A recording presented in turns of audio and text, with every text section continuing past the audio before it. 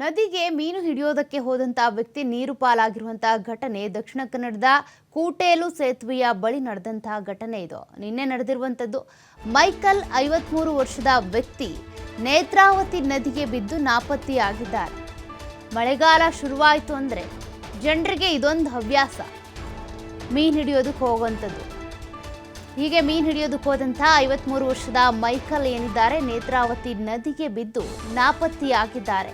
ಸ್ನೇಹಿತರೊಂದಿಗೆ ಮೀನು ಹಿಡಿಯೋದಕ್ಕೆ ಮೈಕಲ್ ತೆರಳಿದ್ರು. ಆ ಸಂದರ್ಭದಲ್ಲಿ ಕಾಲ್ ಜಾರ್ ಬಿದ್ದಿದ್ದಾರೆ ಅನ್ಸುತ್ತೆ.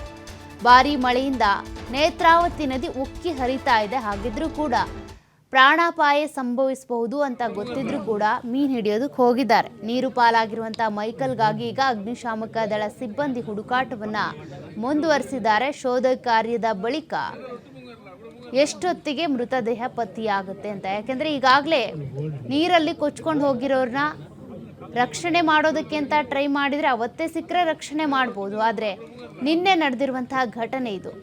ಈಗಾಗಲೇ ಮೃತದೇಹಕ್ಕಾಗಿ ಅಗ್ನಿಶಾಮಕ ದಳ ಸಿಬ್ಬಂದಿ ಕೂಡ ಶೋಧ ಕಾರ್ಯವನ್ನು ಮುಂದುವರಿಸ್ತಾ ಇದ್ದಾರೆ. ದಕ್ಷಿಣ ಕನ್ನಡದ ಕೂಟೇಲು ಸೇತುವೆಯ ಬಳಿ ನಡೆದಿರುವಂತಹ ಘಟನೆ ಇದು.